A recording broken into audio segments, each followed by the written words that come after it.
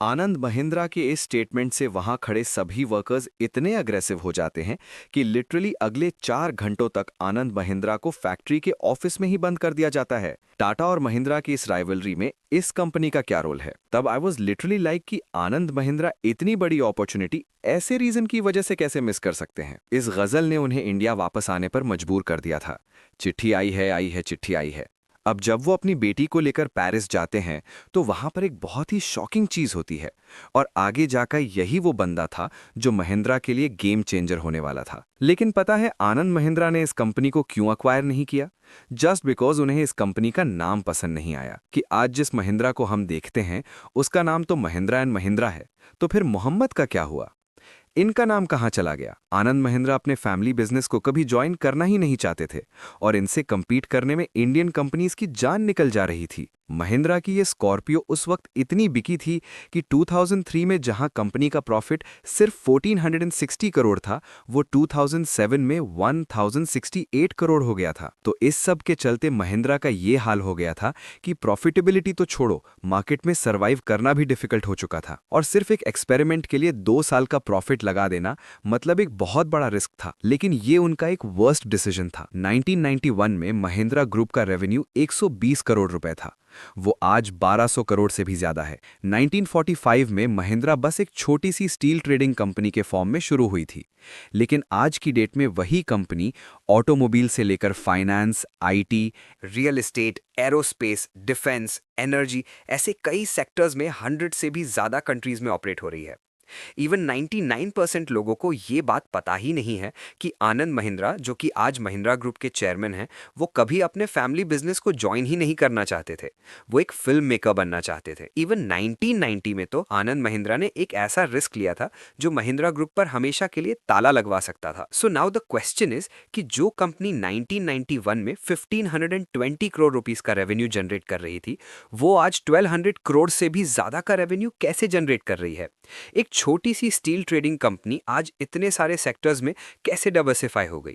इसके पीछे आनंद महिंद्रा की कई mind bending strategies, hidden stories, acquisitions, rivalries और बहुत कुछ है। और इस सब को मैंने इस डॉक्यूमेंट्री में बहुत ही डिटेल में कवर किया है। महिंद्रा ग्रुप के बिजनेसेस को डिकोड करने के लिए, उनके छोटे से छोटे बिजनेस मूव को अंडरस्टैंड करने के लिए मैंने और मेरी टीम ने मिलकर आनंद महिंद्रा के ट्विटर हैंडल से लेकर उनके इंटरव्यूज तक को बहुत अच्छे से स्टडी किया है। 1892 ये वो साल था जब पंजाब के लुधियाना में जगदीश चंद्र महिंद्रा, जिनको जेसी महिंद्रा भी कहा जाता है, उनका जन्म होता है। जगदीश जी जब बहुत छोटे थे तभी उनके पापा की डेथ हो जाती है, इसलिए घर की पूरी जिम्मेदारी उन्हीं पर आ जाती है। इनके और भी 8 भाई बहन थे और जो कि जगदीश जी इनमें से सबसे बड़े थे, इसलिए इनके एजुकेशन की रिस्पॉन्सिबिलिटी भी उन्हीं पर आ चुकी थी। अब देखो, इन 8 भाई बहनों में से एक थे कैलाश चंद्र महिंद्रा। जगदीश जी ने इनका ग्रेजुएशन लाहौर से कंप्लीट करवाया और उसके बाद उन्हें आगे की पढ़ाई के लिए यूके की कैम्ब्रिज यूनिवर्सिटी में भेज दिया, जहां से कैलाश जी इकोनॉमिक्स और इंटरनेशनल ट्रेड में अपनी पढ़ाई पूरी करते हैं और वहीं दूसरी तरफ जगदीश जी मुंबई के वीजेटीआई से अपनी इंजीनियरिंग कंप्लीट करते हैं। अब 1930s के दौरान इसी इंजीनियरिंग की डिग्री के बेसिस पर जेसी महिंद्रा टाटा स्टील के जनरल मैनेजर बन जाते हैं और वो टाटा स्टील में पहले ऐसे जनरल मैनेजर थे जो एक नॉन पारसी बैकग्राउंड से आते थे। यहाँ पर उनका काम बेसिकली स्टील डिस्ट्रीब्यूशन और सेल्स के रिलेटेड था और इसी जॉब का उन्हें आगे एक बहुत बड़ा फायदा मिलता है। देखो, 1939 में जब वर्ल्ड वॉर 2 शुरू हुआ था, तब अंग्रेजों ने फास्ट ट्रांसपोर्टेशन के लिए बहुत रैपिडली ट्रेन्स और ब्रिजेस बनाना शुरू कर दिया था। इसके अलावा उन्हें सोल्जर्स के लिए वेपन्स भी चाहिए थे। अगर आप ऑब्जर्व करोगे तो ब्रिजेस हों, ट्रेन्स हों या फिर वेपन्स हों, इन सब में एक चीज कॉमन है, एंड दैट इज स्टील। अब जो जेसी महिंद्रा थे, उनके पास टाटा स्टील में एज अ जनरल मैनेजर काम करने का अराउंड 11 साल का एक्सपीरियंस था। सो इसी एक्सपीरियंस के बेसिस पर ब्रिटिश गवर्नमेंट जगदीश जी को as a first steel controller of India appoint कर देती है। एज अ स्टील कंट्रोलर उनका काम बेसिकली ये था कि इंडिया में कितना स्टील प्रोड्यूस हो रहा है, कितना बाहर से इंपोर्ट करना पड़ रहा है, कहाँ पर कितना स्टील डिस्ट्रीब्यूट हो रहा है, किस रेट पर हो रहा है। स्टील को लेकर ये सब कुछ रेगुलेट करना उन्हीं के हाथ में आ चुका था। अब दूसरी तरफ 1942 में उनके छोटे भाई केसी महिंद्रा को इंडियन परचेसिंग मिशन का हेड बनाया गया। लेकिन अब ये परचेसिंग मिशन क्या है? देखो, वर्ल्ड वॉर 2 में लगने वाले ऐसे क्या वॉर मटेरियल्स थे, इंडस्ट्रियल इक्विपमेंट से एडवांस टेक्नोलॉजी थी जो ब्रिटिशर्स अमेरिका से ले सकते थे, उसे फिगर आउट करके इंडिया लेकर आना, यही इस मिशन का मेन काम था। इन सब चीज़ों के अलावा ब्रिटिश इंडियन आर्मी को और ज़्यादा स्ट्रांग बनाने के लिए केसी महिंद्रा, जो कि इस परचेसिंग मिशन के हेड थे, वो अमेरिका से इंडिया में एक व्हीकल भी बेचते थे। और यही वो व्हीकल था जो आगे जाकर इन दोनों भाइयों के लिए गेम चेंजर होने वाला था। इन दोनों भाइयों के पास अच्छी खासी जॉब थी, दोनों के पास पावर भी थी, सब कुछ अच्छा खासा चल रहा था। लेकिन इन दोनों के मन में एक बात थी कि उन्हें एक गवर्नमेंट एम्प्लॉय बनकर नहीं रहना है, उन्हें खुद का कुछ करना है। और तभी वो मार्केट में एक बहुत बड़ी अपॉर्चुनिटी नोटिस करते हैं। देखो, वॉर खत्म होने के बाद इंडिया में स्टील की डिमांड बहुत ज़्यादा बढ़ गई थी। साथ ही रेलवेज, रोड्स और इंफ्रास्ट्रक्चर बहुत हाई स्केल पर एक्सपैंड हो रहा था, और इस सब के लिए भी स्टील एक बहुत क्रिटिकल मटेरियल था। अब देखा जाए तो दोनों भाइयों में से एक भाई इंडिया का पहला स्टील कंट्रोलर था और दूसरा भाई परचेसिंग मिशन का हेड था। यानी दोनों भाइयों के पास स्टील इंडस्ट्री को लेकर बहुत तगड़ा नॉलेज था। अब जो कि इनके पास नॉलेज था, एक्सपीरियंस भी था, मार्केट में गैप भी था और अपॉर्चुनिटी भी थी, तो इन दोनों ने भी अपनी जॉब से रिजाइन कर दिया और 2 अक्टूबर 1945 को मुंबई में खुद की एक कंपनी शुरू कर दी, जिसका नाम था महिंद्रा एंड मोहम्मद। लेकिन अब ये मोहम्मद कौन है? तो देखो, ये मलिक गुलाम मोहम्मद हैं, जो एक प्रोफेशनल सीए थे और साथ ही जेसी और केसी महिंद्रा के एक अच्छे दोस्त भी थे। और इन दोनों भाइयों की तरह इन्होंने भी अपनी जॉब से रिजाइन कर दिया था और इनके साथ मिलकर महिंद्रा एंड मोहम्मद कंपनी को शुरू किया था। लेकिन यहाँ आपके दिमाग में एक क्वेश्चन आ सकता है कि आज जिस महिंद्रा को हम देखते हैं उसका नाम तो महिंद्रा एंड महिंद्रा है, तो फिर मोहम्मद का क्या हुआ? इनका नाम कहाँ चला गया? देखो, जिस टाइम पर यह महिंद्रा एंड मोहम्मद कंपनी शुरू हुई थी, उस वक्त कई सारे फ्रेंच और जापानीज स्टील मेकर्स थे जो अपना स्टील इंडिया में बेचना चाहते थे, और उसके लिए ये महिंद्रा एंड मोहम्मद कंपनी बीच में एज एन एजेंट का काम करती थी। जेसी और केसी महिंद्रा कंपनी के मेन ऑपरेशंस हैंडल करते थे और मलिक गुलाम मोहम्मद, जो कि एक प्रोफेशनल सीए थे, वो कंपनी के फाइनेंशियल्स को देखते थे। अब 1945 से लेकर 1947 तक इन तीनों का बिजनेस बहुत बढ़िया तरीके से चल रहा होता है। लेकिन 1947 में इनके सामने एक बहुत बड़ी दिक्कत आ जाती है। इनके सामने ही क्या, पूरे देश के सामने ही वो दिक्कत आ जाती है, and that was Bharat Pakistan partition. अब देखो, ये जो गुलाम मोहम्मद थे वो सीए होने के साथ साथ एक टॉप लेवल सिविल सर्वेंट भी थे। ये जेसी और केसी महिंद्रा की तरह ही ब्रिटिश गवर्नमेंट के अंडर बड़ी बड़ी पोस्ट्स पर काम कर चुके थे, और तो और वो एक हाईली स्किल्ड इकोनॉमिस्ट और फाइनेंशियल एक्सपर्ट भी थे। इसीलिए पार्टीशन के बाद उन्हें पाकिस्तान का पहला फाइनेंस मिनिस्टर बना दिया जाता है, और इसी के चलते गुलाम मोहम्मद पाकिस्तान शिफ्ट हो जाते हैं और महिंद्रा एंड मोहम्मद की पार्टनरशिप टूट जाती है। अब चूंकि गुलाम मोहम्मद पहले इनके पार्टनर थे, इसलिए इन्होंने इस कंपनी का नाम महिंद्रा एंड मोहम्मद रख दिया था, और इसी के चलते उन्होंने M&M इस नाम से कंपनी के stamps, seals, envelope, business cards सब कुछ प्रिंट करवा लिया था। लेकिन इस M&M में से एक M यानी मोहम्मद कंपनी छोड़कर चले गए थे, और इसीलिए अब ये पूरी स्टेशनरी वेस्ट जाने वाली थी।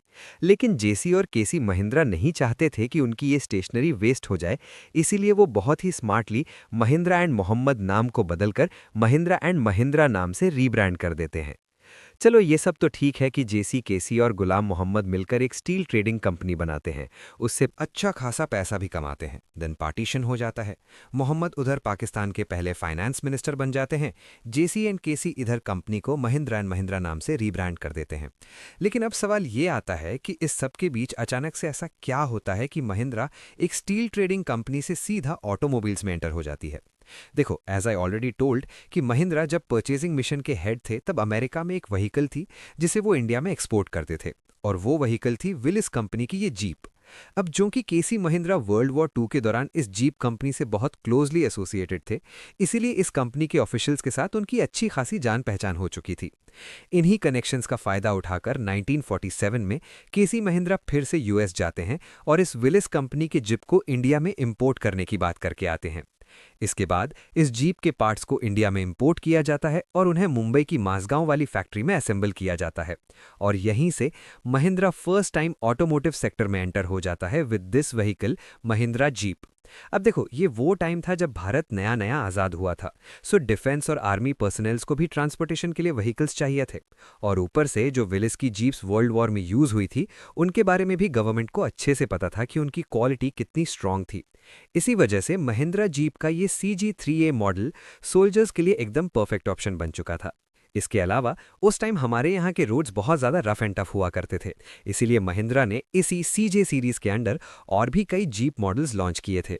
इवन ये जीप इंडियन रोड्स के लिए कितनी परफेक्ट है ये प्रूव करने के लिए महिंद्रा ने राजस्थान के रेगिस्तान, बिहार के कच्चे रोड्स और यहाँ तक कि वेस्टर्न घाट्स के पहाड़ी रास्तों पर ड्राइव करके इनके टेस्ट करवाए थे। इस सब के चलते उस वक्त जो बड़े बड़े जमींदार और अमीर लोग थे उनमें महिंद्रा की जिप्स बहुत ज़्यादा पॉपुलर हो गई थीं। धीरे धीरे police, government officials, forest officers, army, हर किसी ने इसी जीप को प्रेफर करना शुरू कर दिया था, क्योंकि ये इतनी स्ट्रांग थी कि ये हिल्स, रिवर्स, डेजर्ट्स किसी भी जगह के लिए एकदम परफेक्ट व्हीकल थी। इवन 1955 में महिंद्रा को इंडियन आर्मी की तरफ से 5000 जीप्स के लिए ऑर्डर मिला था। और इतना ही नहीं, बल्कि आगे चलकर 1965 और 1971 में जो इंडिया पाकिस्तान वॉर्स हुए थे उनमें भी यही जीप्स यूज की गई थी, जिससे ऑटोमोटिव सेक्टर में महिंद्रा की क्रेडिबिलिटी एकदम टॉप लेवल पर पहुंच चुकी थी। कंपनी को इतना बढ़िया रिस्पांस मिल गया था कि महिंद्रा ने अपने प्रोडक्शन को और भी ज़्यादा एक्सपांड करने के लिए 1956 में खुद का आईपीओ भी लॉन्च कर दिया था। लेकिन जब ये सब कुछ हो रहा था, उसी बीच 1951 में कंपनी को ऑलरेडी एक बहुत बड़ा झटका लग चुका था, and that was JC Mahindra's death. Heart attack की वजह से जेसी महिंद्रा की 1951 में डेथ हो जाती है और उनके बाद केसी महिंद्रा कंपनी के चेयरमैन बन जाते हैं।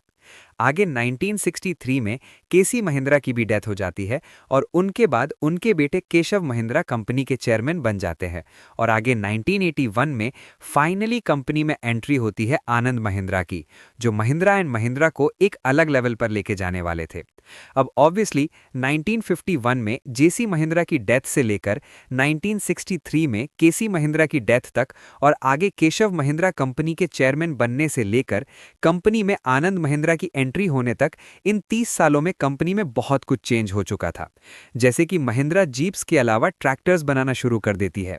1963 में महिंद्रा एंड महिंद्रा ने एक अमेरिकन कंपनी इंटरनेशनल हार्वेस्टर के साथ जॉइंट वेंचर करके इंडिया में B275 के ट्रैक्टर्स लॉन्च कर दिए थे। अब जो कि इंडिया में most of the population farming पर डिपेंडेंट है, इसलिए महिंद्रा को इस फील्ड में एक अर्ली मूवर एडवांटेज मिल गया था। ऐसा नहीं है कि महिंद्रा से पहले मार्केट में ट्रैक्टर्स थे ही नहीं, ट्रैक्टर्स थे मार्केट में, लेकिन वो मोस्टली फॉरेन ब्रांड्स के हुआ करते थे। बट महिंद्रा के एंटर होने की वजह से फार्मर्स को एक डोमेस्टिक ऑप्शन मिल चुका था। लेकिन बावजूद इसके एक चीज थी जो महिंद्रा के एक्सपेंशन को लिमिट कर रही थी, and not just Mahindra but ये सभी बिजनेसेस के लिए एक गले की हड्डी बन चुकी थी, एंड दैट वाज लाइसेंस राज। अब जिन्हें नहीं पता कि ये लाइसेंस राज क्या है, उन्हें शॉर्ट में बता दूं कि ये 1950s से लेकर 1990s के बीच का ऐसा पीरियड था जब अगर किसी को खुद का बिजनेस शुरू करना होता था तो उसे सिर्फ लाइसेंस निकालने के लिए कम से कम 80 अलग अलग एजेंसीज के पास जाकर उनके अप्रूवल्स लेने पड़ते थे। इतना ही नहीं, बल्कि कौन सी फैक्ट्री क्या प्रोड्यूस करेगी, कितनी क्वांटिटी में प्रोड्यूस करेगी, उनकी प्राइस क्या होगी, ये सब कुछ भी गवर्नमेंट ही डिसाइड करती थी। अब जो केशव महिंद्रा थे, उन्हें महिंद्रा को ग्लोबली एक्सपैंड करना था, लेकिन फिर वही बात आती है कि करे तो कैसे करें, करे तो क्या करें, और अगर चुपके से कर भी दे तो फिर मोटा सा फाइन कौन भरे। वैसे अगर देखा जाए तो उस वक्त इंडियन मार्केट में हर साल कम से कम 50,000 ट्रैक्टर्स की डिमांड हुआ करती थी, लेकिन जो कि लाइसेंस राज का दौर था तो गवर्नमेंट ने महिंद्रा को स्ट्रिक्टली बोल दिया था कि डिमांड चाहे जो भी हो, आप लोग एनुअली सिर्फ 10,000 ट्रैक्टर्स ही बनाओगे। अब गवर्नमेंट ने बोल दिया तो क्या ही कर सकते हैं ना, लेकिन एटलीस्ट 10,000 ट्रैक्टर्स बनाने की परमिशन मिल गई, यही बड़ी बात थी। बाकियों को तो वो भी नहीं मिल रही थी। अब महिंद्रा ने अमेरिकन कंपनी इंटरनेशनल हार्वेस्टर के साथ जो जॉइंट वेंचर किया था, इस जॉइंट वेंचर का नाम बेसिकली ITCI यानी the international tractor company of India ये रख दिया गया था। लेकिन आगे 1977 में इसी ITCI को महिंद्रा ने खुद के साथ फुल्ली मर्ज कर लिया और फिर आगे 1983 तक आते आते महिंद्रा इंडिया का सबसे बड़ा ट्रैक्टर मैन्युफैक्चरर बन गया। श्रीलंका, बांग्लादेश, अफ्रीका ऐसी कई कंट्रीज में महिंद्रा के ट्रैक्टर्स एक्सपोर्ट होना शुरू हो गए थे और इवन आज 42 इयर्स के बाद भी महिंद्रा ही इंडिया का बिगेस्ट ट्रैक्टर मैन्युफैक्चरर है। और सिर्फ इंडिया ही नहीं, बल्कि 2009 में महिंद्रा पूरी दुनिया की सबसे बड़ी ट्रैक्टर कंपनी बन जाती है। अपार्ट फ्रॉम ट्रैक्टर्स, 1962 में महिंद्रा स्टील में भी एंटर करती है, जिसके लिए वो फ्रांस की एक famous steel company Coleman Eugene के साथ पार्टनरशिप करके महिंद्रा यूजीन स्टील नाम की एक कंपनी शुरू करती है। इस कंपनी का मेन काम एलॉय स्टील प्रोड्यूस करना था, जो कि ऑटोमोबाइल्स, रेलवे पार्ट्स और डिफेंस इक्विपमेंट में यूज होता था। और जेसी महिंद्रा के बेटे हरीश महिंद्रा को इस कंपनी का चेयरमैन बना दिया जाता है। इसके अलावा केशव महिंद्रा और हरीश महिंद्रा मिलकर महिंद्रा ग्रुप को कई अलग अलग सेक्टर्स में डाइवर्सिफाई करते हैं। और इस सब के बाद फाइनली महिंद्रा एंड महिंद्रा की लीडरशिप आ जाती है आनंद महिंद्रा के हाथ में। 99% लोगों को ये बात पता ही नहीं है कि आनंद महिंद्रा अपने फैमिली बिजनेस को कभी भी ज्वाइन करना ही नहीं चाहते थे। उन्हें फिल्म मेकिंग में अपना करियर बनाना था। एक्चुअली उनकी मॉम ने भी बॉलीवुड में एज एन एक्ट्रेस काम किया हुआ था। सो हो सकता है कि आनंद महिंद्रा में भी ये आर्ट्स एंड फिल्म मेकिंग का इंस्पिरेशन उनकी मॉम से ही ऑब्जर्वेशनली या फिर जेनेटिकली आ गया हो। इवन 1973 में अपनी फिल्म स्टडीज के लिए आनंद महिंद्रा ने हार्वर्ड यूनिवर्सिटी में भी अपना एडमिशन ले लिया था। और पता है, उस टाइम बिल गेट्स उनके क्लासमेट थे। 1973 से 1977 तक उन्होंने अपनी फिल्म स्टडीज कंप्लीट की और वापस इंडिया में आकर उन्होंने कुंभ मेले पर यात्रा नाम की एक शॉर्ट फिल्म बनाई, जिसके लिए उन्हें अवार्ड भी मिला था। लेकिन बाद में 1981 में घूम फिर कर उन्होंने अपने फैमिली बिजनेस को ही ज्वाइन कर लिया। 1981 में जब उन्होंने महिंद्रा ग्रुप को ज्वाइन किया था, तब उन्हें यूजिन स्टील कंपनी में फाइनेंस डायरेक्टर का एग्जीक्यूटिव असिस्टेंट बनाया गया था। अगले 8 सालों में वो इस कंपनी के प्रेसिडेंट बन चुके थे और 1991 में उन्हें महिंद्रा एंड महिंद्रा का डेप्यूटी मैनेजिंग डायरेक्टर बनाया जाता है। अगर आप थोड़ा क्लोजली ऑब्जर्व करोगे तो 1989 में Anand Mahindra Eugene steel company के प्रेसिडेंट थे और 1991 में यानी सिर्फ 2 साल बाद वो महिंद्रा एंड महिंद्रा के डेप्यूटी मैनेजिंग डायरेक्टर बन जाते हैं। ये थोड़ा अजीब नहीं लगता, क्योंकि एक तरफ एक स्टील कंपनी है और दूसरी तरफ एक ऑटोमोटिव कंपनी है। दोनों कंपनीज के ऑपरेशंस का एक दूसरे से कोई कनेक्शन नहीं है। तो फिर आनंद महिंद्रा को अचानक से महिंद्रा एंड महिंद्रा में क्यों अपॉइंट किया जाता है? इसके पीछे की स्टोरी बहुत इंटरेस्टिंग है, ध्यान से सुनो। अर्ली 1990s में इंडियन इकोनॉमी बहुत ज़्यादा वीक हो चुकी थी, जिससे इंडियन कंपनीज की हालत बहुत खराब हो गई थी। इसी के चलते महिंद्रा के शेयर्स की वैल्यू भी बहुत ज़्यादा गिर चुकी थी। अब उस टाइम पर कुछ ऐसे इन्वेस्टर्स होते थे जिन्हें कॉर्पोरेट ट्रेडर्स भी कहा जाता था। ये लोग क्या करते थे, मौका देखकर किसी कंपनी के मेजॉरिटी ऑफ शेयर्स खरीद लेते थे और कंपनी में मेजर पावर गेन कर लेते थे। अब उस टाइम पर एक ऐसा ही फॉरेन इन्वेस्टर था जो सीक्रेटली महिंद्रा के शेयर्स खरीद रहा था। तो तभी केशव महिंद्रा को डाउट हुआ कि ये इन्वेस्टर शायद महिंद्रा को टेक ओवर करने की कोशिश कर रहा है। इसी के चलते उन्होंने आनंद महिंद्रा से बात की और उन्हें महिंद्रा एंड महिंद्रा का डेप्यूटी मैनेजिंग डायरेक्टर बना दिया। अब आनंद महिंद्रा ने कंपनी में आते ही गोल्डन शेयर होल्डर नाम की एक स्ट्रैटेजी यूज की। उन्होंने क्या किया, उनके जितने भी नज़दीकी इन्वेस्टर्स थे उन्हें कंपनी की शेयर्स खरीदने के लिए कहा। और इससे हुआ यूं कि मेजॉरिटी ऑफ शेयर्स कंपनी और नज़दीकी फ्रेंड्स के पास ही रह गए, जिससे कि डिसीजन मेकिंग पावर भी उन्हीं के हाथों में रहेगी।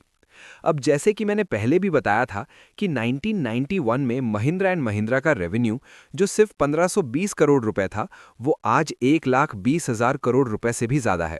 And majority of credit goes to Anand Mahindra.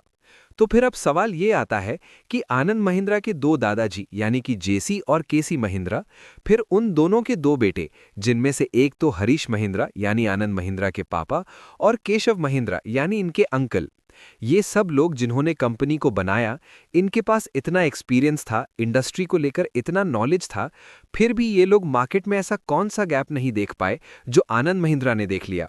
ये लोग ऐसी कौन सी स्ट्रैटेजी में लैग कर गए जिन्हें आनंद महिंद्रा ने अडॉप्ट किया।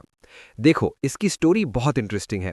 अपने आंख, कान, दिमाग सब कुछ इस डॉक्यूमेंट्री पर फोकस कर देना और अगले कुछ मिनट बस मुझे ध्यान से सुनना। 1991 ये वो साल था जब इंडियन इकोनॉमी को लिबरलाइज कर दिया गया था, यानी अब दुनिया भर की कंपनीज इंडिया में आकर अपना बिजनेस कर सकती थीं। वैसे तो इस लिबरलाइजेशन की वजह से हर सेक्टर में ही हैवी कंपटीशन बढ़ गया था, क्योंकि कई फॉरेन कंपनीज जिनके पास सालों का एक्सपीरियंस और कैश बर्न करने के लिए अकाउंट में बहुत सारा पैसा पड़ा हुआ था, वो आकर इंडियन कंपनी से कम्पीट करने लग गई थी। लेकिन इस लिबरलाइजेशन का सबसे बड़ा झटका ऑटोमोटिव सेक्टर को लग गया था। सुजुकी, जनरल मोटर्स, फोर्ड ऐसे कई ग्लोबल ऑटोमोटिव जायंट्स इंडिया में एंटर कर चुके थे और इनसे कम्पीट करने में इंडियन कंपनीज की जान निकल जा रही थी। अब इसी बीच जब 1991 में आनंद महिंद्रा महिंद्रा एंड महिंद्रा के डेप्यूटी मैनेजिंग डायरेक्टर बन चुके थे, तो उन्होंने आते ही एक बहुत बड़ा डिसीजन ले लिया। देखो, उस वक्त में ना लेबर यूनियंस हुआ करती थी। इसे आप ऐसे समझ सकते हो कि उस वक्त जो एम्प्लॉइज थे उनकी ज्यादा मनमानी चलती थी। तो 1991 की बात है, महिंद्रा की कांदीवली में जो फैक्ट्री थी, वहां लेबर यूनियन दिवाली बोनस के लिए स्ट्राइक कर रही थी और ये स्ट्राइक पिछले 7 महीनों से चल रही थी। मतलब तुम्हारी कंपनी का उधर दिवालिया निकल जाए, हमें तो बस दिवाली बोनस चाहिए, कुछ ऐसा सीन था। तो इसी के चलते जुलाई 1991 में आनंद महिंद्रा उस फैक्ट्री में जाते हैं और उन वर्कर्स को सीधी भाषा में बोल देते हैं कि जो करना है करो, लेकिन जब तक प्रोडक्टिविटी नहीं बढ़ेगी तब तक कोई भी दिवाली बोनस नहीं मिलेगा। आनंद महिंद्रा के इस स्टेटमेंट से वहां खड़े सभी वर्कर्स इतने अग्रेसिव हो जाते हैं कि लिटरली अगले 4 घंटों तक आनंद महिंद्रा को फैक्ट्री के ऑफिस में ही बंद कर दिया जाता है। जैसे तैसे करके इस सिचुएशन को हैंडल किया जाता है और फाइनली वर्कर्स आनंद महिंद्रा की बात को मान लेते हैं। इस एक डिसीजन की वजह से सिर्फ अगले 3 सालों में कंपनी की प्रोडक्टिविटी 150% से बढ़ जाती है। पहले जहां 1230 वर्कर्स मिलकर इस फैक्ट्री में डेली सिर्फ 70 इंजन बनाते थे, वहीं अब इसके आधे वर्कर्स मिलकर पर डे 125 इंजन बना रहे थे। अब महिंद्रा एंड महिंद्रा का ये वो फेज था जब बाहर से तो सब कुछ परफेक्ट लग रहा था, लेकिन अंदर से एक बहुत बड़ी प्रॉब्लम थी। देखो, इस फेज तक महिंद्रा के पास ऐसा कोई भी व्हीकल नहीं था जिसे उन्होंने बिल्कुल स्क्रैच से बनाया हो। इनकी जो जीप और कमांडर थी, वो भी उन्होंने किसी और कंपनीज के साथ पार्टनरशिप वगैरह करके बस असेंबल की थी और उनमें बस छोटे मोटे अपग्रेडेशंस किए थे। और महिंद्रा के जो व्हीकल्स मार्केट में बिक भी रहे थे, वो मोस्टली रूरल एरियाज में बिक रहे थे, जहां सड़कें काफ़ी खराब थी। अर्बन एरियाज के कस्टमर्स में इन व्हीकल्स का एज सच कोई क्रेज नहीं था, क्योंकि इनमें जो फीचर्स आते थे वो अर्बन कस्टमर्स को अट्रैक्ट ही नहीं करते थे। लेकिन फिर भी, जो कि 1991 में लिबरलाइजेशन से पहले लोगों के पास ज़्यादा ऑप्शंस अवेलेबल नहीं होते थे, तो कुछ लोग इन व्हीकल्स को खरीदते थे। लेकिन 1991 में जैसे ही इंडियन इकोनॉमी लिबरलाइज हो गई, तो लोगों के पास होंडा, सुजुकी, ह्युंडई, एमएसयूआई जैसे कई फॉरेन ब्रांड्स के एक से बढ़कर एक ऑप्शंस आना शुरू हो गए। ये सभी कार्स मॉडर्न टेक्नोलॉजी पर बेस्ड थी। इनमें मॉडर्न फीचर्स थे, ज़्यादा माइलेज था, ज़्यादा कंफर्ट था, अट्रैक्टिव डिज़ाइंस थी। इसीलिए अब कस्टमर्स ने इंडियन कार्स को छोड़कर इन फॉरेन ब्रांड्स की कार्स को खरीदना शुरू कर दिया। तो इस सब के चलते महिंद्रा का ये वो फेज था जब बाहर से तो सब कुछ परफेक्ट लग रहा था, लेकिन अंदर से एक बहुत बड़ी प्रॉब्लम थी। हाल हो गया था कि प्रॉफिटेबिलिटी तो छोड़ो, मार्केट में सर्वाइव करना भी डिफिकल्ट हो चुका था। वैसे इस टाइम तक महिंद्रा के पास जीप कमांडर के कुछ पॉपुलर मॉडल्स थे, लेकिन मार्केट में आई इन कंपनी से compete करने के लिए अब आनंद महिंद्रा एसयूवीज बनाने का डिसीजन लेते थे। लेकिन तब उनके पास कोई इन हाउस R&D डिपार्टमेंट नहीं था, सो उसके लिए वो एक न्यूज़पेपर में रिक्रूटमेंट ऐड प्रिंट करवाते हैं। अब इसके बाद जो होता है, वो पढ़ने के बाद मुझे SRK का वो डायलॉग याद आ गया कि अगर किसी चीज़ को दिल से चाहो तो सारी कायनात तुम्हें उससे मिलाने की साजिश में लग जाती है। जब आनंद महिंद्रा ने R&D डिपार्टमेंट के रिक्रूटमेंट के लिए ऐड प्रिंट करवाई थी, उस वक्त एक कैंडिडेट ने इस जॉब के लिए अप्लाई किया था और आगे जाके यही वो बंदा था जो महिंद्रा के लिए गेम चेंजर होने वाला था, और इनका नाम है पवन गोयनका। इनकी महिंद्रा को ज्वाइन करने की स्टोरी भी किसी मूवी से कम नहीं है। ये जो पवन गोयनका है, वो पहले अमेरिका में जनरल मोटर्स में काम करते थे, जहां वो उनके इंजन डिज़ाइन और डेवलपमेंट को संभालते थे। अब 1986 में संजय दत्त की एक मूवी आई थी जिसमें पंकज उदास जी की एक गज़ल थी, चिट्ठी आई है चिट्ठी आई है। जिस किसी ने भी इस गज़ल को सुना है, उनको अच्छे से पता है कि इसकी जो लिरिक्स है वो किसी भी NRI को अपने देश में वापस आने के लिए मजबूर कर सकते हैं, और ये सेम चीज़ पवन गोयनका के केस में हुई थी। इस गज़ल ने उन्हें इंडिया वापस आने पर मजबूर कर दिया था और वो 1992 में इंडिया वापस आ चुके थे। अब जब वो इंडिया वापस आ रहे थे, तब एक और इंटरेस्टिंग चीज़ होती है। वैसे उनका घर कोलकाता में था और उनकी मॉम चाहती थी कि वो वापस आकर कोलकाता में ही कोई जॉब ढूंढे और उनके साथ कोलकाता में ही रहें। लेकिन फिर से एज पर SRK's डायलॉग, अगर किसी चीज़ को पूरे दिल से चाहो तो सारी कायनात तुम्हें उससे मिलाने की साजिश में लग जाती है। अब जब पवन गोयनका मुंबई में लैंड हुए थे, तब एयर इंडिया की स्ट्राइक चल रही थी और उनके पास उस दिन वहाँ रुकने के अलावा और कोई ऑप्शन नहीं बचा था। सो ही थॉट कि चलो मुंबई आ ही गए तो महिंद्रा में जाकर इंटरव्यू देकर आते हैं, क्योंकि उन्होंने न्यूज़पेपर में ऑलरेडी महिंद्रा की ऐड देखी हुई थी। अब इससे भी ज़्यादा एक और सरप्राइजिंग चीज़ होती है। 1992 में बाबरी मस्जिद की जो कंट्रोवर्सी चल रही थी, उसकी वजह से उस दिन पूरी मुंबई बंद थी। इवन महिंद्रा की कंपनी भी उस दिन बंद थी, लेकिन अकेले आनंद महिंद्रा उस दिन ऑफिस आए हुए थे। अब फाइनली पवन गोयनका और आनंद महिंद्रा जी की मीटिंग होती है और इस तरह पवन गोयनका, जिनकी जनरल मोटर्स में एनुअल सैलरी $1,20,000 थी, वो महिंद्रा में $7,00,000 एनुअल सैलरी पर एज R&D डिपार्टमेंट के हेड ज्वाइन हो जाते हैं। इनके पास जनरल मोटर्स जैसी लार्जेस्ट ऑटोमोबाइल कंपनी के साथ काम करने का 14 साल का एक्सपीरियंस था। इसीलिए उनके ज्वाइन होने के बाद महिंद्रा का कॉन्फिडेंस एकदम स्काई रॉकेट हो जाता है। कंपनी ज्वाइन करते ही पवन गोयनका अपनी R&D टीम के साथ मिलकर 2 नए प्रोजेक्ट्स पर काम करना शुरू कर देते हैं और इस प्रोजेक्ट का मेन टारगेट होता है ऐसे व्हीकल्स डेवलप करना जो इंडिया के अर्बन कस्टमर्स की नीड को फुलफिल करे। लेकिन यहाँ एक प्रॉब्लम थी। स्क्रैच से एक न्यू व्हीकल डेवलप करना मतलब ऑटोमेटिकली कंपनी के एक्सपेंसेस बहुत ज़्यादा बढ़ने वाले थे और साथ ही इसमें टाइम भी बहुत ज़्यादा खर्च होने वाला था। इसीलिए गोयनका सोचते हैं कि क्यों ना अरमाडा, जो महिंद्रा ने 1993 में लॉन्च की थी, उसी को अपग्रेड करके रीलॉन्च किया जाए। फाइनली 20 करोड़ रुपए R&D में खर्च करके महिंद्रा ने एक SUV बनाती है और साल 2000 में उसे मार्केट में उतार देती है and the name of that SUV was Mahindra Bolero. साल 2000 में लॉन्च हुई बोलेरो अगले 15 साल तक यानी 2015 तक मार्केट में बेस्ट सेलिंग SUV रही। लेकिन इस SUV में ऐसा क्या अलग था? देखो, बोलेरो में एक जीप और कमांडर जैसी high ground clearance, strong build quality और ऑफ रोड कैपेबिलिटीज तो थी ही, लेकिन इसी के साथ इसका डिज़ाइन बहुत स्टाइलिश था। गाड़ी कंफर्टेबल थी और इसमें बहुत सारे मॉडर्न फीचर्स भी ऐड किए गए थे। एंड मोस्ट इंपॉर्टेंटली महिंद्रा ने बोलेरो की प्राइस सिर्फ 4.9 लाख रुपीज़ रखी थी, इसीलिए इंडियंस के लिए ये अफोर्डेबल भी थी।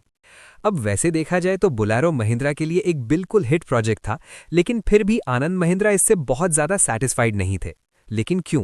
तो देखो, भले ही बोलेरो प्रोजेक्ट सक्सेसफुल हो गया था, लेकिन महिंद्रा ने बोलेरो को एकदम स्क्रैच से नहीं बनाया था। इसमें डिज़ाइन और इंजीनियरिंग उन्होंने अरमाडा का ही यूज़ किया था और इवन बोलेरो में इंजन भी वही यूज़ किया गया था जो अरमाडा में यूज़ होता था। इसीलिए अभी भी आनंद महिंद्रा का जो इन हाउस बिल्कुल स्क्रैच से खुद की गाड़ी बनाने का ड्रीम था, वो कहीं ना कहीं पूरा नहीं हुआ था। अब उसी बीच 1997 में Anand Mahindra deputy managing director से मैनेजिंग डायरेक्टर बन जाते हैं। उसी साल वो पवन गोयनका से पूछते हैं कि अगर हमें स्क्रैच से कोई गाड़ी बनानी है तो उसकी R&D में कितना खर्च आएगा। गोयनका कहते हैं 600 करोड़ रुपए। अब ये अमाउंट इतनी बड़ी थी कि उस वक्त महिंद्रा का एनुअल प्रॉफिट ही अराउंड 250 करोड़ रुपए था और सिर्फ एक एक्सपेरिमेंट के लिए 2 साल का प्रॉफिट लगा देना मतलब एक बहुत बड़ा रिस्क था। इवन ये रिस्क इतना बड़ा था कि अगर ये प्रोजेक्ट फेल हो जाता तो कंपनी के ऊपर ताला भी लग सकता था। लेकिन बावजूद इसके आनंद महिंद्रा ये प्रोजेक्ट अप्रूव कर देते हैं। हालांकि बाकी बोर्ड मेंबर्स इनके अगेंस्ट हो जाते हैं, लेकिन आनंद महिंद्रा सीधा बोल देते हैं कि इन केस अगर ये प्रोजेक्ट फेल हो जाता है तो वो अपनी पोजीशन से रिजाइन कर देंगे। उनकी इस बात से बोर्ड मेंबर्स में भी थोड़ा बहुत कॉन्फिडेंस आ जाता है और इस प्रोजेक्ट पर काम शुरू हो जाता है। इस प्रोजेक्ट पर कंटिन्यूसली 5 साल तक काम चलता है और 550 करोड़ रुपए की इन्वेस्टमेंट के बाद फाइनली 2002 में महिंद्रा मार्केट में एक SUV उतार देती है and that SUV was Mahindra Scorpio. Scorpio Mahindra की पहली ऐसी गाड़ी थी जिसकी डिज़ाइन, इंजन, ट्रांसमिशन सब कुछ महिंद्रा ने इन हाउस डेवलप किया था। स्कॉर्पियो को बनाने के लिए महिंद्रा ने मुंबई की कांदीवली फैक्ट्री में खुद का एक मैन्युफैक्चरिंग सेंटर भी सेटअप किया था और उसके बाद पवन गोयनका ने कई ऐसे इंजीनियर्स को हायर किया जो अभी कॉलेज से पास आउट हुए थे। स्कॉर्पियो को सिर्फ 120 इंजीनियर्स की एक यंग टीम ने बनाया था जिनकी एवरेज एज सिर्फ 27 साल थी। फाइनली 2002 में स्कॉर्पियो को मार्केट में लॉन्च किया गया और मार्केट में आते ही इस गाड़ी ने धूम मचा दी थी। स्कॉर्पियो का डिज़ाइन एकदम अग्रेसिव और मैस्कुलिन था। इसके अंदर 109 HP का पावरफुल इंजन था और महिंद्रा ने इसे बहुत ही अफोर्डेबल प्राइस में लॉन्च किया था and that was 5.5 lakh rupees. उस टाइम पर स्कॉर्पियो के जो बाकी कंपेटिटर्स थे उनसे स्कॉर्पियो की प्राइस 50,000 रुपये कम थी। इसीलिए कस्टमर्स को अब फॉरेन SUVs का एक इंडियन ऑल्टरनेटिव मिल चुका था। महिंद्रा की ये स्कॉर्पियो उस वक्त इतनी बिकी थी कि 2003 में जहां कंपनी का प्रॉफिट सिर्फ 140 करोड़ रुपए था, वो 2007 में 1068 करोड़ हो गया था। इवन आज तक महिंद्रा 10 लाख से भी ज्यादा स्कॉर्पियो बेच चुकी है। रिसेंटली आनंद महिंद्रा ने स्कॉर्पियो को लेके एक बहुत ही मस्त ट्वीट किया था।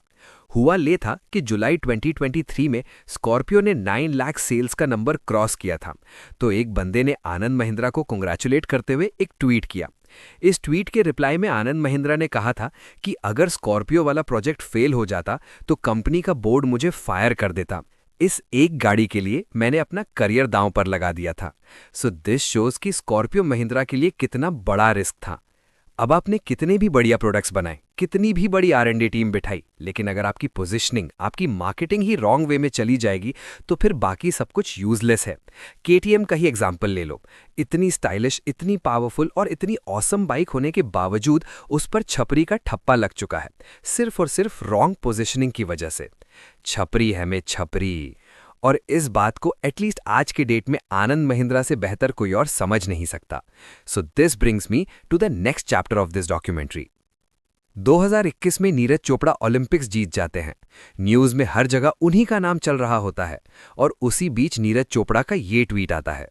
ये महिंद्रा की XUV 700 है जो महिंद्रा ने नीरज चोपड़ा को गिफ्ट की थी। और ये कोई रेगुलर XUV 700 नहीं थी, बल्कि एक नीरज चोपड़ा स्पेशल एडिशन थी। क्योंकि आप ये जो 8758 नंबर देख रहे हो, ये वो नंबर है जितना मीटर जैवलिन थ्रो करके नीरज चोपड़ा ने ओलंपिक्स में गोल्ड मेडल जीता था। अब जब नीरज चोपड़ा गोल्ड मेडल जीत कर आए थे, तब कुछ ऐसा सीन था कि हर न्यूज़, हर क्रिएटर, हर न्यूज़पेपर, हर जगह सिर्फ और सिर्फ नीरज चोपड़ा की ही बात हो रही थी। तो सोच कर देखो कि आनंद महिंद्रा की इस एक स्टेप से महिंद्रा को कितनी विजिबिलिटी मिल गई होगी और उनकी क्या लेवल की क्रेडिबिलिटी बिल्ड हो गई होगी। अब ये 3 व्हीलर स्कॉर्पियो देखो। सुनील नाम के एक बंदे ने उसके ऑटो रिक्शा को ऐसे स्कॉर्पियो में कन्वर्ट कर दिया था। इसी का फोटो खींचकर किसी ने ट्वीट कर दिया और आनंद महिंद्रा को उसमें टैग कर दिया। उसकी इस क्रिएटिविटी को देखकर आनंद महिंद्रा ने उसको एक brand new Mahindra Supro gift की कर दी और उसके मॉडिफाइड ऑटो रिक्शा को सीधा महिंद्रा के म्यूजियम में ले जाकर रख दिया। ऐसा ही एक और इंसिडेंट है जिसमें कर्नाटका की 34 इयर्स की एक लेडी ने अपने बेटे के एजुकेशन के लिए 1 लाख रुपीस बचाकर रखे थे, लेकिन 2015 के दौरान उसकी फैमिली फाइनेंशियली बहुत ज़्यादा स्ट्रगल कर रही थी। इसीलिए उस लेडी ने वो 1 लाख रुपीस खर्च करके महिंद्रा का बुलेरो पिकअप ट्रक खरीद लिया था और उसे ऐसे फूड ट्रक में कन्वर्ट कर दिया था। इसी का फोटो निकालकर जब किसी ने आनंद महिंद्रा को ट्विटर पर टैग किया, तब उनका उस पर ये रिप्लाई था। पॉज करके पढ़ लेना। ये तो मैंने बस 2-3 एग्जाम्पल ही दिए। जब हम लोग इस डॉक्यूमेंट्री के रिसर्च के लिए आनंद महिंद्रा के ट्विटर हैंडल को गो थ्रू कर रहे थे, तब उसमें हमें एक से बढ़कर एक ट्वीट्स मिलने लगे थे। जैसे कि एक बंदे ने ट्वीट किया था कि महिंद्रा की कार्स जापानीज और अमेरिकन कार से कंपीट नहीं कर पाती हैं। उस पर आनंद महिंद्रा ने ये रिप्लाई दिया था कि 1991 में जब मैंने महिंद्रा एंड महिंद्रा को ज्वाइन किया था, तब भी लोगों ने यही बोला था कि हम फॉरेन कार से कंपीट नहीं कर पाएंगे। आगे जब टोयोटा जैसे ग्लोबल जायंट्स यूटिलिटी व्हीकल्स लेकर इंडिया में एंटर हुए थे, तब भी लोगों ने सेम बात कही थी, लेकिन हम आज भी यहीं पर हैं और 100 साल बाद भी यहीं पर रहेंगे। अब बाकी छोड़ो, अगर आप उनके इसी पोस्ट के कमेंट सेक्शन को भी गो थ्रू करोगे तो आप समझ जाओगे कि आनंद महिंद्रा के ऐसे छोटे छोटे रिप्लाई से महिंद्रा की क्या खतरनाक लेवल की पोजीशनिंग हो रही है। आनंद महिंद्रा के ट्विटर पर सबसे खतरनाक स्टोरी मुझे ये वाली लगी थी। 2021 में महाराष्ट्र का एक बंदा है दत्तात्रेय लोहार नाम से। उसने 60,000 रुपए खर्च करके एक ऐसी कार बनाई। इस बंदे ने ये कार लिटरली स्क्रैप कार के पार्ट्स को यूज करके बनाई थी। इसका जो डिजाइन था वो बिल्कुल महिंद्रा की जीप का एक मिनिएचर वर्जन था। यहां तक कि इस बंदे ने इस गाड़ी को एज अ फेरी व्हीकल भी यूज किया था। जब आनंद महिंद्रा को ट्विटर के थ्रू इस बंदे के बारे में पता चला, तो उन्होंने तुरंत उस बंदे को अप्रोच करके उसे एक ब्रांड न्यू बुलेरो गिफ्ट कर दी और उसने बनाई हुई इस गाड़ी को MRV यानी महिंद्रा रिसर्च वैली में रख दिया। अब ये जो महिंद्रा रिसर्च वैली है, वो इस डॉक्यूमेंट्री का एक बहुत ही इंपॉर्टेंट पार्ट है। इसको मैंने आगे इन डेप्थ डिस्कस किया हुआ है, उसे बिल्कुल भी मिस मत करना। अब ये जितने भी इंसिडेंट्स थे, उन पर आनंद महिंद्रा के जो रिएक्शंस थे, जो रिप्लाई थे, उनको अगर आप एक अलग पर्सपेक्टिव से देखोगे तो यूल सी कि it's not just about Twitter और समथिंग लाइक कि ऐसे ही फ्लो में कर दिया होगा। I think it's a well planned strategy. ऐसी चीज़ों की वजह से महिंद्रा ग्रुप की क्रेडिबिलिटी, विजिबिलिटी, लॉयल्टी, पोजीशनिंग सब कुछ इनडायरेक्टली बहुत खतरनाक लेवल पे बढ़ जाती है। स्पोर्ट्स, एंटरप्रेन्योरशिप, एंटरटेनमेंट, किसी भी फील्ड में जैसे ही कोई हॉट टॉपिक ट्रेंड करने लगता है तो आनंद महिंद्रा बिल्कुल राइट टाइम पर कोई ना कोई सोशल मीडिया पोस्ट कर डालते हैं। किसी को कार गिफ्ट कर देंगे, किसी को अप्रिशिएट करेंगे या किसी को महिंद्रा फाउंडेशन के अंडर जो हो सके वो सपोर्ट करेंगे। और इसीलिए मैंने बोला था कि आज की डेट में ब्रांडिंग, मार्केटिंग और पोजीशनिंग का गेम आनंद महिंद्रा से बेहतर शायद ही कोई और समझता होगा। इनकी एक और बात आपको बताता हूं।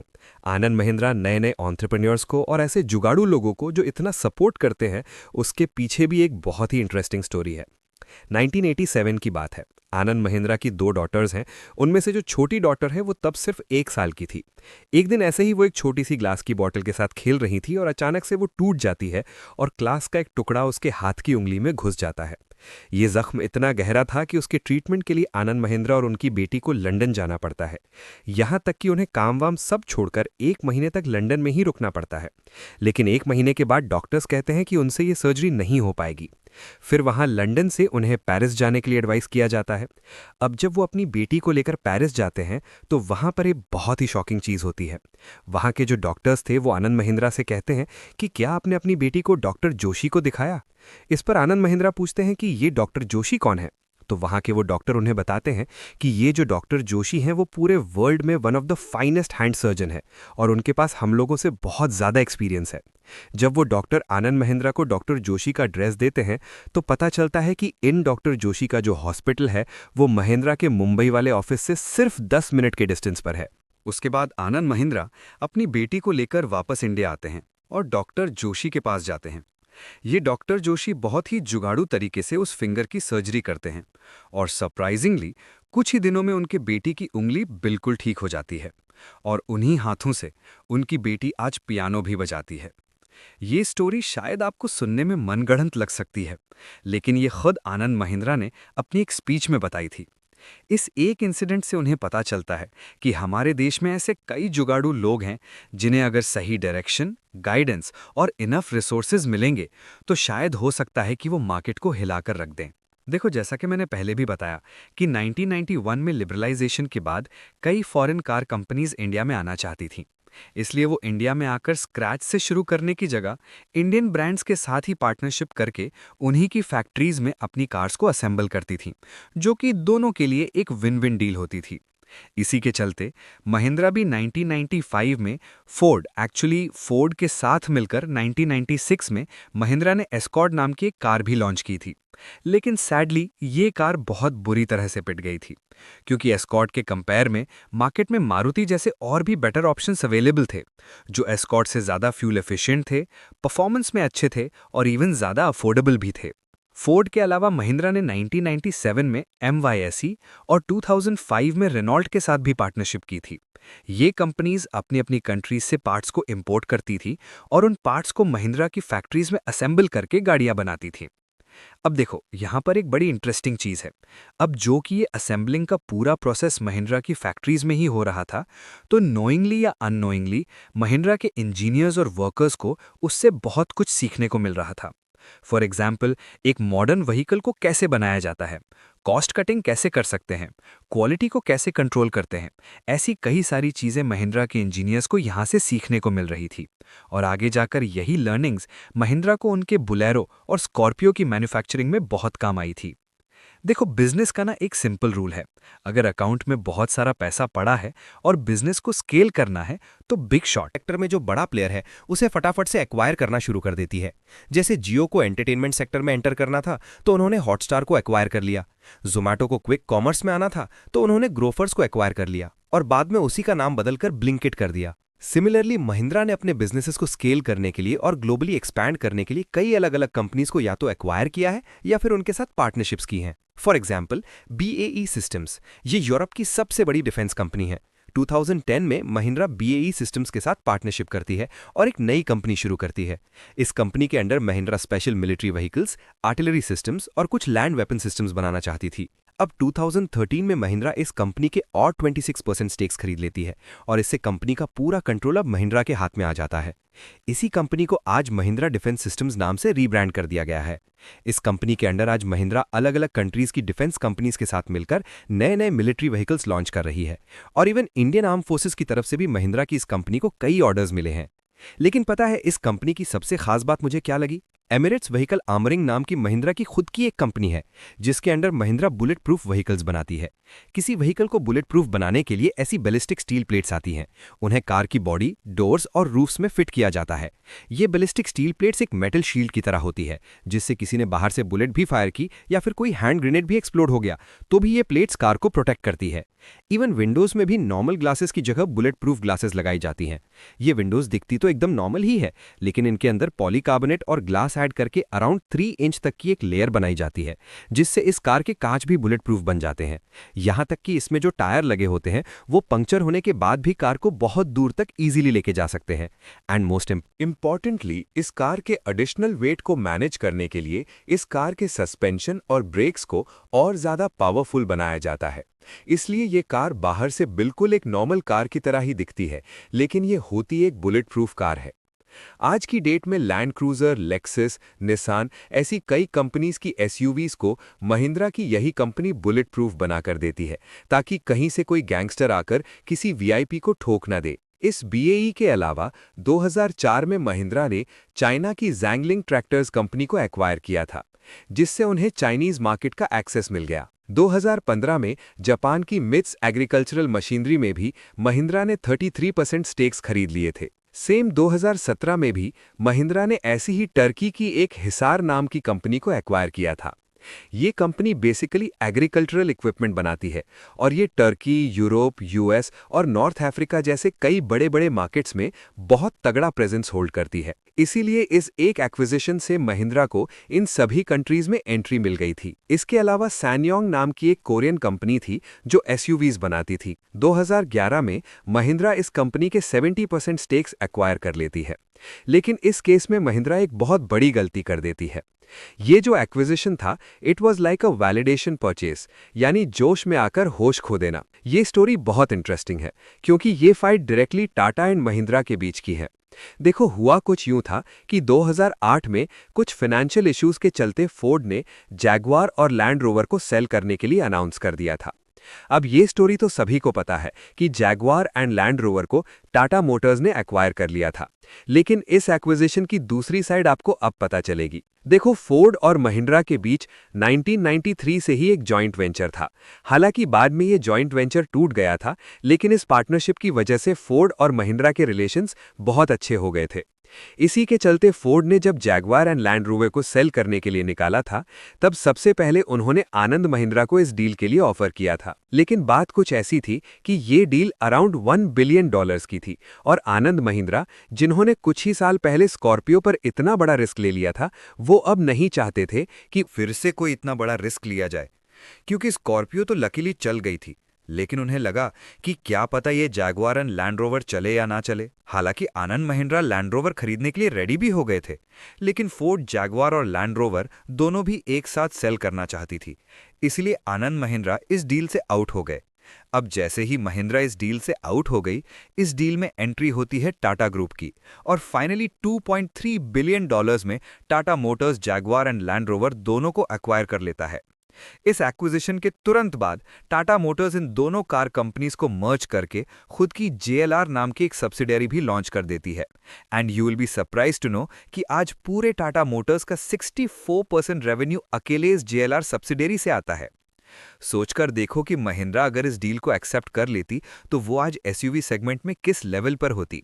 अब इस डील के सिर्फ 2 साल बाद यानी 2010 में महिंद्रा के पास एक और बड़ी अपॉर्चुनिटी आ जाती है, लेकिन महिंद्रा इसे भी मिस कर देती है। ये साब नाम की एक स्वीडिश कार कंपनी है जो बहुत प्रीमियम कार्स बनाती थी। 2010 में ये कंपनी बैंकरप्ट होने को आई थी, इसीलिए इसे सेल आउट किया जा रहा था और उस टाइम पर इसे खरीदने के लिए महिंद्रा के पास बजट भी था। लेकिन पता है आनंद महिंद्रा ने इस कंपनी को क्यों एक्वायर नहीं किया? जस्ट बिकॉज उन्हें इस कंपनी का नाम पसंद नहीं आया। They said, what is Saab? We will have a wrong connotation in the minds of people in colloquial. मैं इस डॉक्यूमेंट्री के रिसर्च के लिए जब टाइमलेस महिंद्रा नाम की ये बुक पढ़ रहा था, तब आई वॉज लिटरली लाइक कि आनंद महिंद्रा इतनी बड़ी अपॉर्चुनिटी ऐसे रीजन की वजह से कैसे मिस कर सकते हैं। But now the question is कि इस सब के बीच में सैंगयोंग कंपनी, जिसके बारे में थोड़ी देर पहले मैं बात कर रहा था, उसका क्या हुआ? टाटा और महिंद्रा की इस राइवलरी में इस कंपनी का क्या रोल है? तो देखो, अब महिंद्रा के हाथों से जैगवार एंड लैंड रोवर तो छूट गई थी और ऊपर से ये सैंगयोंग कंपनी भी छूट गई थी, लेकिन कहीं ना कहीं वो रिग्रेट अभी भी उनके मन में था। इसलिए 2011 में महिंद्रा इस रिग्रेट को सैटिस्फाई करने के लिए एक बहुत बड़ा डिसीजन ले लेती है। 466 मिलियन में महिंद्रा सैंगयोंग के 70% स्टेक्स खरीद लेती है। लेकिन ये उनका एक वर्स्ट डिसीजन था, क्योंकि ये जो सैंगयोंग कंपनी थी वो लगातार फाइनेंशियल लॉसेस फेस कर रही थी और एक मोमेंट पर आकर ये महिंद्रा के लिए इतना बड़ा बर्डन बन जाती है कि फाइनली दिसंबर 2020 में ये कंपनी $285 मिलियन के डेब्ट के साथ बैंक्रप्सी फाइल कर देती है। इस एक्विजिशन को लेकर कई एक्सपर्ट्स का कहना है कि ये डील सिर्फ लैंड रोवर एंड जैगुआर की डील मिस होने को लेकर आनंद महिंद्रा का एक वैलिडेशन परचेज था। लेकिन आगे 2015 में आनंद महिंद्रा एक ऐसी कंपनी को एक्वायर कर लेते हैं जिस पर वो खुद कहते हैं कि हमें land rover and Jaguar acquire न करवाने का अब कोई रिग्रेट नहीं है। सो द क्वेश्चन इज कि आखिर ये कौन सी कंपनी है जिसको लेकर आनंद महिंद्रा ने इतना बड़ा स्टेटमेंट दिया है, और ये कंपनी आखिर करती क्या है? तो ये इटली की 90 ईयर ओल्ड पुरानी पिनफेरिना नाम की कंपनी है। ये वो कंपनी है जिसने वोल्वो, फोर्ड और यहाँ तक कि फरारी और अल्फा रोमो जैसी एक से बढ़कर एक लग्जरियस कार्स की डिज़ाइन बनाई हैं। वैसे अभी तक ये कंपनी सिर्फ बाकी कार्स के लिए डिज़ाइन बना रही थी, लेकिन जैसे ही महिंद्रा ने इसे एक्वायर कर लिया तो उसके 4 साल बाद यानी 2019 में पिनफेरिना ने महिंद्रा के साथ मिलकर अपनी पहली कार लॉन्च कर दी, जिसका नाम है पिनफेरिना बिस्ता।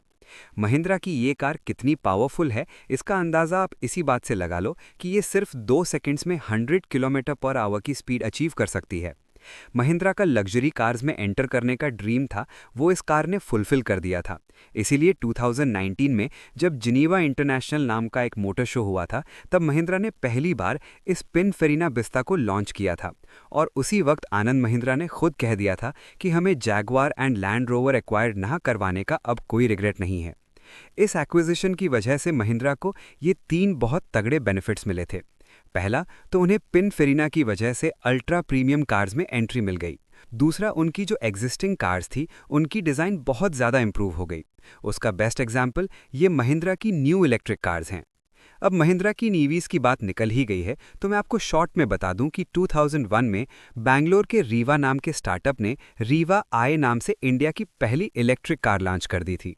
लेकिन ऑब्वियसली उस वक्त ईवीज़ को लेकर मार्केट रेडी ही नहीं था, इसलिए ये बहुत बुरी तरह से पीट गई थी।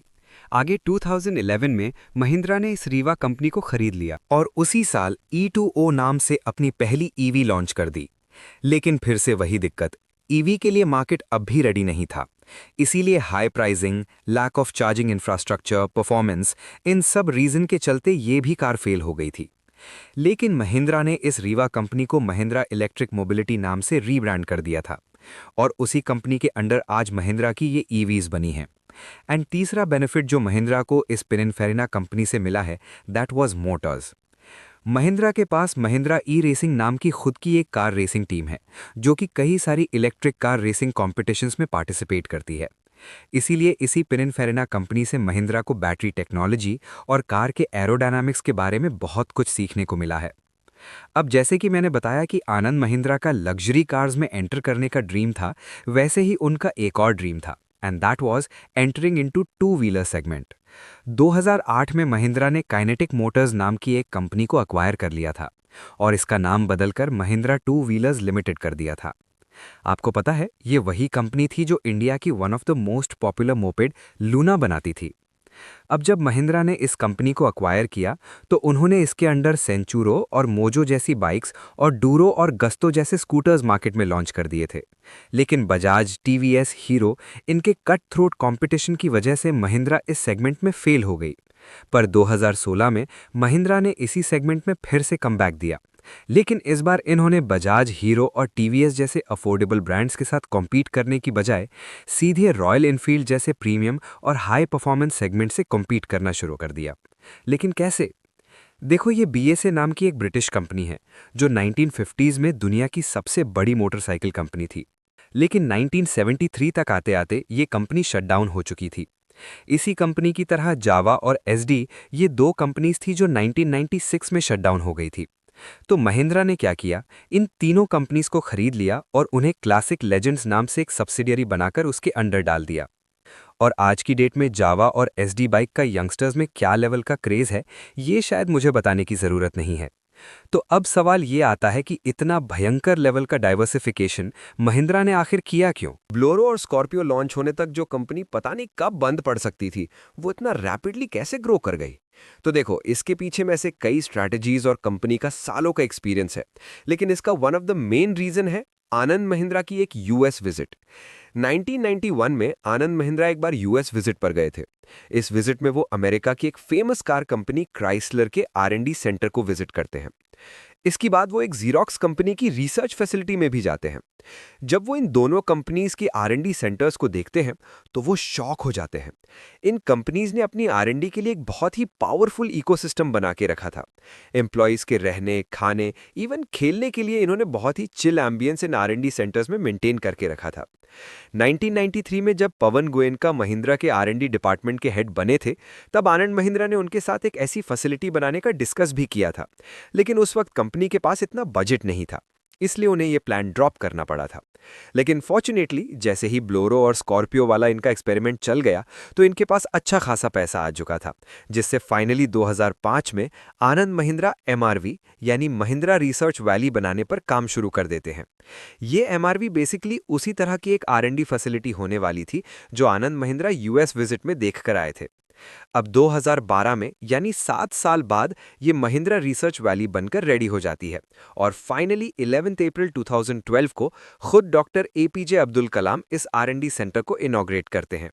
इस आर&डी सेंटर को महिंद्रा ने इस लेवल पर डिजाइन किया है कि ये टोटल 124 एकड़ में फैला हुआ है। इसमें 35 लैब्स है। इन लैब्स में अलग अलग पार्ट्स बनाने से लेकर उनकी टेस्टिंग, डिजाइन, वैलिडेशन सब कुछ किया जाता है।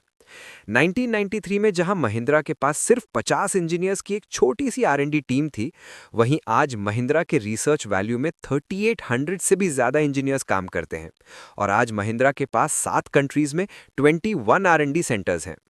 XUV 700, XUV 300, थार, महिंद्रा की ये जितनी भी कार्स आज मार्केट में धूम मचा रही है ना, वो सभी इसी आर&डी सेंटर्स के बाय प्रोडक्ट्स हैं। इवन आज की डेट में इंडिया की ऑटो इंडस्ट्री में आर&डी पर अगर सबसे ज्यादा कोई खर्च करता है तो वो महिंद्रा एंड महिंद्रा ही है। इसी के चलते आज महिंद्रा इंडियन एसयूवी मार्केट का 20% मार्केट शेयर होल्ड करती है। You'll be surprise to know कि रिसेंटली सेल्स के मामले में महिंद्रा ने ह्युंडई को भी पीछे छोड़ दिया है और इस तरह 1991 में जो महिंद्रा ऑलमोस्ट डूबने को आई थी, वो आज इंडिया की one of the biggest car company बन चुकी है। पूरे महिंद्रा ग्रुप का अराउंड 50% रेवेन्यू अकेले इस ऑटोमोबाइल सेक्टर से आता है और जो बचा हुआ 50% रेवेन्यू है वो इन अलग अलग बिजनेसेस से आता है। फॉर एग्जाम्पल, हॉस्पिटैलिटी बिजनेस में महिंद्रा की एक सब्सिडरी है क्लब महिंद्रा, जो कि 17 से भी ज्यादा कंट्रीज में ऑपरेट होती है। वैसे ही 2009 में महिंद्रा ने एरोस्पेस मार्केट में एंटर करने के लिए इन 2 एयरक्राफ्ट मैन्युफैक्चरर्स को खरीद लिया था। इसी के चलते महिंद्रा आज ऐसे स्मॉल सिविलियन एयरक्राफ्ट बनाने वाली इंडिया की पहली प्राइवेट कंपनी बन चुकी है। इवन आज की डेट में महिंद्रा HAL, एयरबस और बोइंग जैसी बड़ी बड़ी एयरक्राफ्ट कंपनीज को भी पार्ट सप्लाई करती है। And most importantly, Mahindra group के ये 2 बिजनेसेस जो ऑटोमोबाइल इंडस्ट्री के बाद महिंद्रा ग्रुप के बैकबोन्स हैं। First one is Tech Mahindra. 1980s में इंडिया में IT सेक्टर बूम होना शुरू हुआ था। इसी बूम को देखकर 1986 में महिंद्रा ब्रिटिश टेलीकॉम नाम के कंपनी के साथ मिलकर महिंद्रा ब्रिटिश टेलीकॉम नाम से एक जॉइंट वेंचर शुरू करती है और यही वो कंपनी थी जो आगे जाकर 2006 में टेक महिंद्रा के नाम से रीब्रांड हो जाती है। अब इसके 3 साल बाद यानी 2009 में इंडिया में 7,000 करोड़ का एक स्कैम होता है, सत्यम स्कैम। लेकिन ये सत्यम स्कैम कहाँ से बीच में आ गया? देखो, इस स्कैम के बाद सत्यम कंप्यूटर्स, जो उस टाइम पर एक बहुत ही रेप्यूटेड कंपनी थी, उसकी क्रेडिबिलिटी इतनी खराब हो चुकी थी कि कोई भी बड़ी कंपनी उनके साथ खुद को एसोसिएट नहीं करना चाहती थी और इसी के चलते कंपनी की वैल्यू बहुत ज्यादा गिर चुकी थी। इसी मौके का फायदा उठाकर आनंद महिंद्रा ने सत्यम कंप्यूटर्स को खरीद लिया था और आगे जाकर उसे खुद की कंपनी टेक महिंद्रा के साथ मर्ज कर दिया था। आज यही टेक महिंद्रा इंडिया की 5th लार्जेस्ट टेक कंपनी है and the second business is Kotak Mahindra bank. देखो, ये बैंक शुरू होने के पीछे की स्टोरी भी बहुत इंटरेस्टिंग है। 1982 में महिंद्रा का जो स्टील वाला वर्टिकल है वो कुछ फाइनेंशियल इश्यूज फेस कर रहा था। उस वक्त उदय कोटक, जो कोटक महिंद्रा बैंक के फाउंडर हैं, उन्होंने आनंद महिंद्रा को फंड्स रेज करने में हेल्प की थी और यहीं से दोनों अच्छे दोस्त बन गए थे। लेकिन आगे चलकर उदय कोटक को उनके खुद के फाइनेंस बिजनेस में वो ग्रोथ नहीं मिल रही थी जो कि वो एक्सपेक्ट कर रहे थे। इसीलिए वो आनंद महिंद्रा के पास जाते हैं और उनसे कहते हैं कि वो महिंद्रा इस नाम को उनकी फाइनेंस कंपनी के साथ एसोसिएट कर दें। लेकिन क्यों? क्योंकि देखो, जो भी बड़े बड़े फाइनेंशियल हाउसेज हैं लाइक मॉर्गन्स एंड रॉथस्चाइल्ड्स, ये सारी कंपनीज उनके अपने फाउंडर्स के नाम से जानी जाती है। अब उस टाइम पर महिंद्रा का मार्केट में अच्छा खासा नाम था और मार्केट में उनकी क्रेडिबिलिटी भी थी।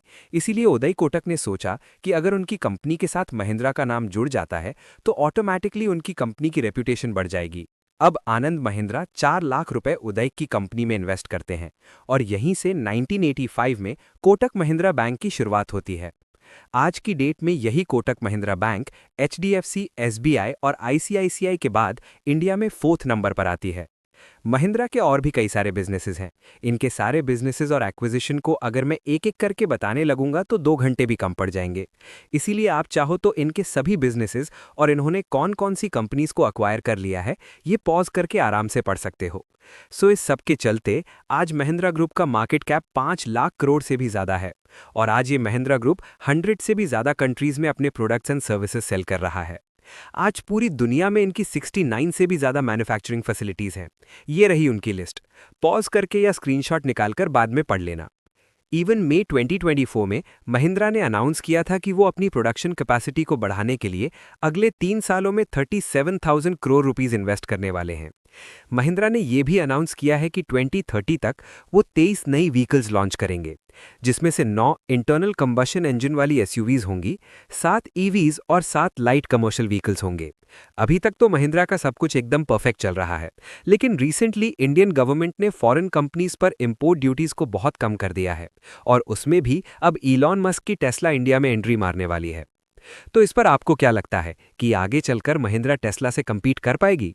कमेंट्स में बताओ।